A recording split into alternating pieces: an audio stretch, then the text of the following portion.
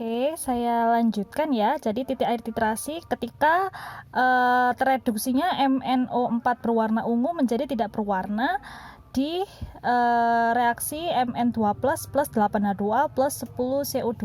Ini reaksi tidak berwarna, jadi bisa kita hentikan titrasinya.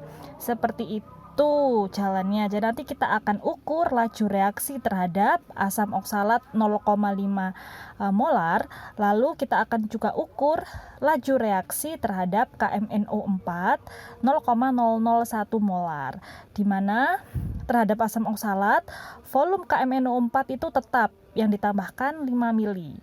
Nah, nanti digabung dengan volume oksalat dan volume aqueous sehingga volume totalnya adalah 50 mili. Nah, nanti kalian bisa mencari konsentrasi oksalat berbagai konsentrasi dengan rumus V1M1 sama dengan V2M2 dengan pengenceran gitu ya. Jadi kan karena volume KMNO4-nya tetap, jadi nanti yang akan berubah adalah volume asam oksalat yang dititrasikan dengan volume KMNO4. Begitu juga terhadap KMNO4 0,001 molar, volume asam oksalatnya tetap 25 mili. Nanti yang berubah adalah volume KMNO4 yang ditambahkan atau yang dititrasikan bersama asam oksalat. Sehingga nanti volume totalnya adalah 50 mili gitu. Nanti kalian bisa ukur menggunakan V1M1 sama dengan V2M2. Itu adalah percobaan kita kali ini. Nah, prinsip dari kinematika reaksi kimia. Jadi apa itu? Ilmu yang mempelajari tentang laju reaksi secara kuantitatif. Jadi bisa kita hitung nanti nilainya karena secara kuantitatif. Nah, laju reaksi itu bisa kita artikan sebagai kecepatan reaksi. Jadi kecepatan reaksi adalah banyaknya reaksi kimia yang berlangsung per satuan waktu. Jadi banyaknya reaktan ya, dalam hal ini nih reaktan yang bereaksi menghasilkan produk di sini. Nah, banyaknya reaksi kimia yang terjadi ini, habisnya reaktan ini itu bisa kita hitung dengan kecepatan reaksi atau laju reaksi. Jadi ketika digambarkan dengan rumus, kecepatan reaksi adalah reaktan dibanding waktu.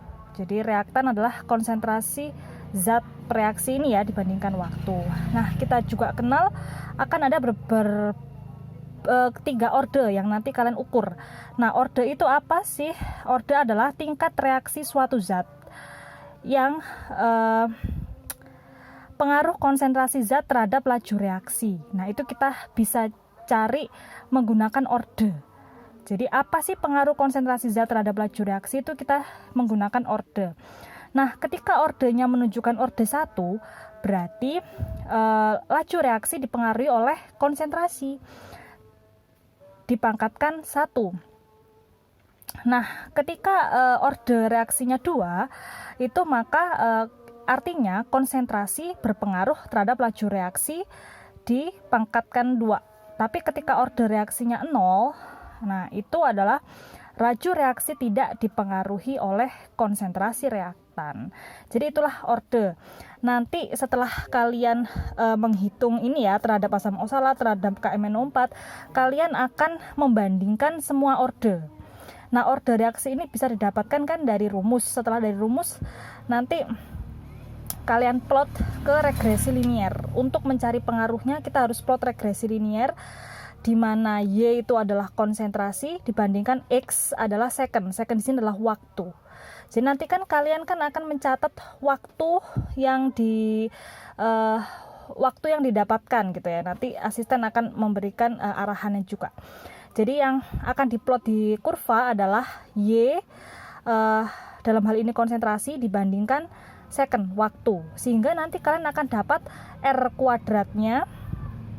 Lalu L kuadrat yang paling besar, R kuadrat ini adalah koefisien regresi ya. Jadi untuk menunjukkan hubungan korelasi yang paling tinggi. Jadi R kuadrat sama dengan 1 itu menandakan dia berkorelasi kuat alias linier.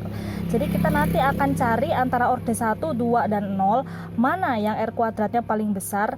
Itulah yang akan kita ambil sebagai kesimpulan reaksi. kesimpulan ordenya. Jadi reaksi antara MnO4 dan asam oksalat ini dia mengikuti orde berapa? Orde 1K, orde 2K, atau orde 0K, seperti itu. Jadi kita bisa carinya adalah lewat persamaan regresi linier seperti ini. Oke, sekian vlog singkat dari saya. Silakan jika ada pertanyaan, Japri bisa lewat asisten, dan nanti mohon asisten membantu praktikan untuk membimbing mereka bagaimana perhitungannya untuk mencari orde 1, 2, dan 0. Semoga sedikit vlog saya bisa membantu. Ya, terima kasih. Selamat siang.